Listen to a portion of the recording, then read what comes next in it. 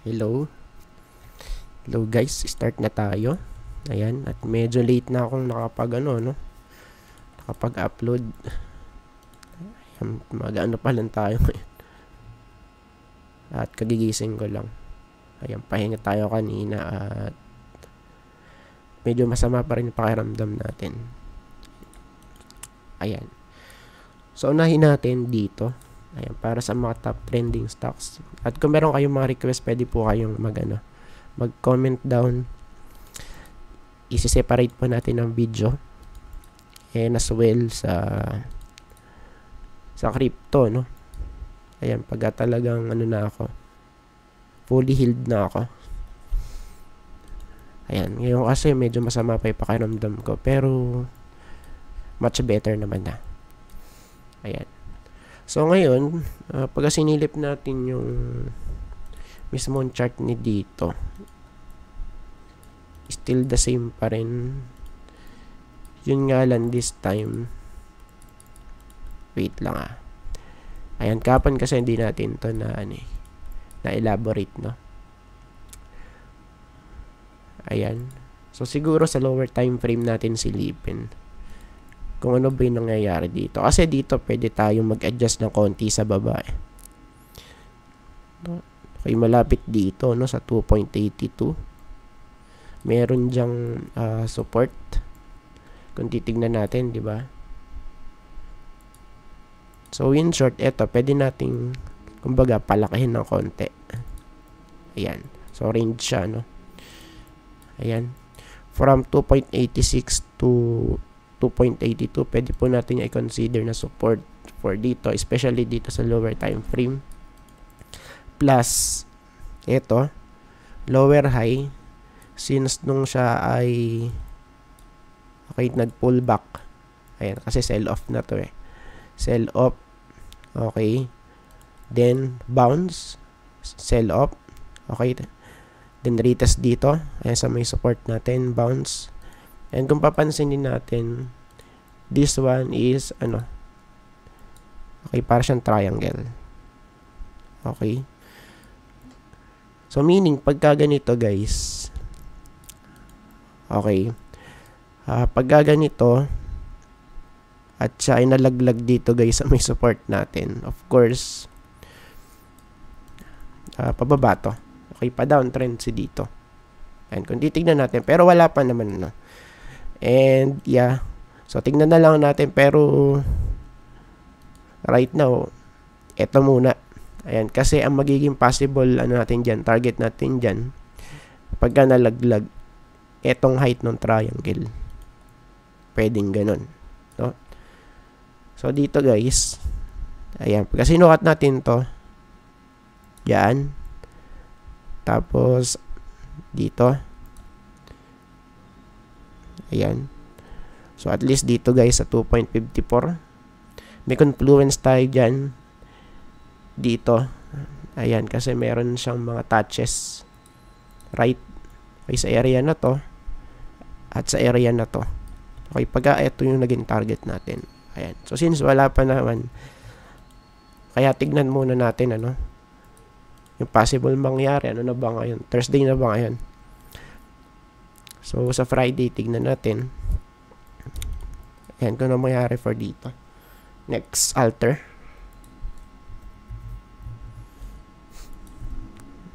Ayan, so medyo maganda na yung boses ko. Unlike kahapon. Talagang tumatahol ako kahapon Para akong aswang tumatahol. Diba? Diba yung aswang nagpapalitan nyo yun? Nagiging aso. Ayan. So, for alter naman, kasi nag-breakout na to dito sa niya. Sa downtrend line niya. Flip. Okay. Higher low. Higher high. And right now, nakikita natin ditong resistance ito. Saan yun? Ito yun, guys. So, ito. Yan. No? 0.94. Tingnan natin. Hindi pa naman siya overbought. Ayan. So, tignan natin kung magkakaroon ng pullback. Okay, possible dito. 0.91. Pag nag-rally, saan pwede? Ayan, itutok natin dito. 0.97 yan. Mga lods. 0.97 pag nag-rally. Pullback 0.91. So, yun po yung possible nating dito scenario for alter. No? So, meron ba tayong trend line dito? Check natin. Mga Lodi Bells. Meron. Okay, parang resistance siya. Yun nga lang, this time pataas. Ayan. So, for ano na lang to, kumbaga, for reference na lang yan, ano. Ayan. SEC. Ayan. So, meron akong mga nakita kanina na nagpo-post about sa dividend. Ayan. Pero ano yung sinasabi ng chart? So, right now, kasi kung titignan natin, still, hindi pa rin maganda eh. Kaya, ang natin dito, tinitignan natin dito, pwedeng mag-retest dito sa baba. Ayan, sa may 27.15. If mag-a-add tayo ng dito, support, ay malapit sa may previous low niya, noong November 3 lang to eh. Eto guys, oh. Check natin dito, no? Based sa may price action. Okay. So, dito pwede. Ayan, sa may previous low. Ayan. So, tignan natin kung mag-hold dyan. If ever man, na malaglag bukas. Ayan, tignan natin kung mag-hold muna dyan bago dito sa baba. Ayan. Since meron tayo ditong gap down, no? And normally naman napipil pag ganyan eh. Ayan. So, hindi lang natin alam kung gaano katagal babalikan, no?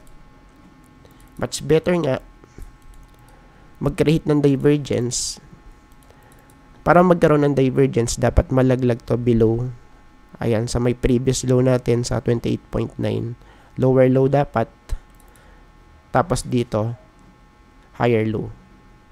Okay. So, right now, okay, pa-oversold na siya ulit. Or almost andun na nga eh. Sa SEC, no? Tapos, Lotto. Ayan. Check natin Lotto. Okay, for Lotto. Actually, nag-rally pa siya. Ayan. So, yun nga lang. Sa lower time frame, weak na siya. Okay. Silipin natin. For our chart, red candlestick. Ayan, no? Red candlestick. At pullback dito. Overbought dito sa stochastic. Okay. So, tignan natin. Bukas, kung tayo ay magkakaroon ng slight pullback dito, pwede kasi ito eh, maging support 3.29. Or kung gagamitan natin yun na pwede naman ng ba yan? Fib ito. So, pwede rin to. Hatak-hatak lang pag may time Ayan. Ayan. Yung sinabi natin dito, support. So, medyo alanganin siya, no? Then, kung titignan natin ang pinakamalapit, ito. 3.37. Tama ba ta? 3.37. Tapos, next na 3.22. Ayan. So, syempre, para di na tayo malito, alisin na natin yan. So, sinabi ko lang na pwedeng, kumbaga reference, no? Ayan, fib. So, for now, ayan, focus lang tayo. Pure price action lang. Ayan, kung saan natin makikita pwedeng mag-stop at mag-bounce or malaglag. Ayan. That's it, no? Next. DMC. Check natin. DMC. Ayan. Okay, balik tayo sa daily chart. Ayan, para makita natin, ano. Okay. Lagalag. So, siguro sa weekly chart muna tayo. Okay. Then, burahin natin. Remove drawings. So far naman, naka-recover na to. Pero right now, medyo downtrend siya. Diba? O yan, so medyo downtrend siya ngayon. Support na makakonsider. Of course, eto guys, kitang-kita na. 9.05. Next dyan, pagka di nag-hold. Ayun, so meron tayo ditong gap down pala, no? Kitang-kita na. Next na support. Okay, para sa weekly chart natin dito for DMC. So, saan pwede? Okay, possible dito.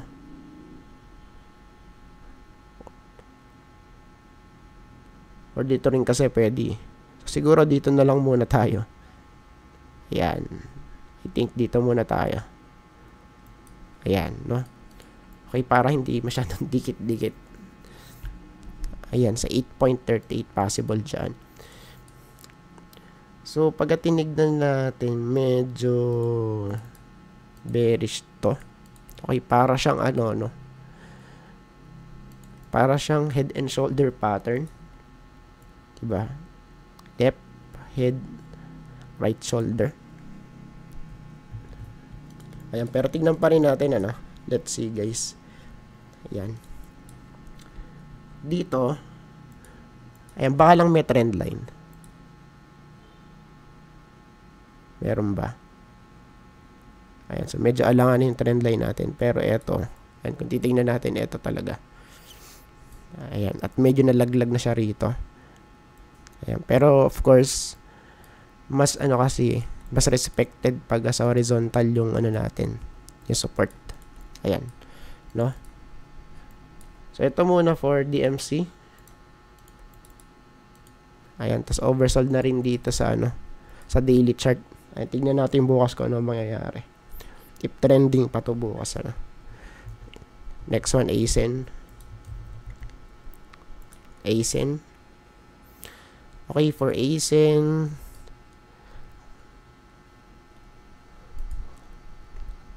wait lang natin, ah. Ayan. So, for now, pagka-check natin to,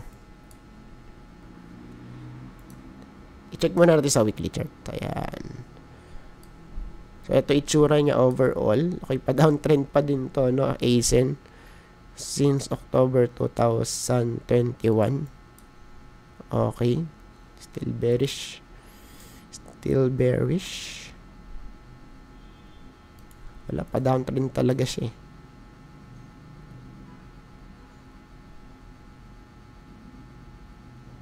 Or kung ito yung ano natin, trend line natin, breakout, pero di pa ano yan, stable yan, ano. Magre-retest yan, loads. Okay. So, let's say, yan muna. Okay. So, for now, ito muna. Ayan, at pwede naman natin baguhin yan, eh. No? Diba? So, for now, ito muna. Ayan, para masabi nating, let's say, nag-breakout. Diba? Kasi nakawala na, eh. No? So, ngayon, ang ano dito, pinaka-big deal for ASIN. Once na mag-retest dito, guys. Dito saan? Sa area na to. Ayan, sa 4.5. So, typical pagka fresh breakout, nagkakaroon ng pullbackan, no? Kung saan nag-breakout. So, for now, tingnan natin kung mag-hold ba dyan. Much better kung ganito yung mangyari. Ganyan, no? Okay, bounce, sell up, bounce, sell up. Ganyan, no? So, ganun yung kailangan nating makita for ASIN. So, ngayon, sa daily chart, ala, bearish pa to, eh. Crossover, no? Ayan. So, let's wait muna dito for ASIN. Ayan. Tapos, next, LTG. Ayan, for LTG naman, Okay, baguhin na rin natin to at naguguluhan na rin ako. Ayan. Weekly. Check lang natin.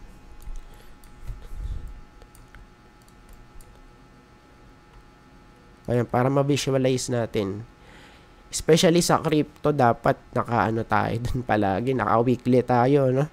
Baka kasi overbought na sa, sa weekly chart. Ano pa rin tayo, kumbaga, hype na hype pa rin tayong bumili. Ayan. So, dito guys, still pa rin to, pa-downtrend pa din. Pero, ayan, kung titignan natin, wala naman na siyang lower low. Ayan, so medyo nag-stable na dito. Kumbaga, medyo nagre-ranging na to, Ayan. So, ngayon, dito guys, ayan, so focus na lang tayo dito, Right now, dito. Okay. Dito. Support. Dito, pwede support to. Ayan. 8.48. Pwede dyan mga loads. Tapos, yung resistance, dito, pwede I think. Dito. Or dito. Ayan. Somewhere here. Ayan, sa 9.43. So, hindi naman kailangang super exact. Okay, basta malapit lang doon kasi natin gustong ipatama yung resistance, Ayan. Ayan, so dito malapit dyan. 9.38. Plus, okay, pa-downtrend siya since February. Ayan, Okay. And tignan natin kung magbe-breakout this week. Or, if not, of course, okay, possible tayong bumalik sa baba. Ayan, malapit dito sa 8.48. Ayan. Last, MEG. Ayan, yung iba nagbigay na ng mga dividend, Congrats sa mga merong, sa mga dividend investor natin dyan. MEG.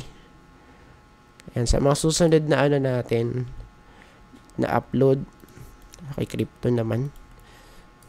Ayan, pagka fully healed na ako, baka kasi mabanat ako. Ayan. Remove drawings. For MEG. Grabe, yung mga chart. Ang ugly nila. Ayan. So, dito guys, nakikita natin support ito support to. Ito. 1.93. Ayan. So, medyo matagal na rin itong nagre-range or nagre-retest dito guys since 2022 pa to actually. Diba?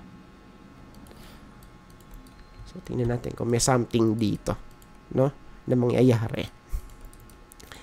Ngayon, silipin natin sa daily chart. So, sa daily chart, same pa rin naman. Diba? Ayan, So, dito sa daily chart, tignan natin dito. Ayan, sa 2.12 yung natin dito. Peak natin, Actually, ranging na tong MEG. Ayan, Diba, ranging na siya. Okay. And, pagka pa to, kumbaga guys, mentras mas matagal na ganito itsura, mas bullish yun. Especially pagka nag-breakout papataas. Ay, ito yung makikita natin for MEG. O ngayon, sa crypto, ganitong mga chart yung hinahanap ko. Especially mga 1 year na, tas di pa nagbe-breakout, tas ganito itsura. Yun guys, yung magandang i-hold, para sa next bull run. And I think tapos na po tayo guys. At maraming salamat po sa panonood. See you po sa next video. Bye-bye and God bless.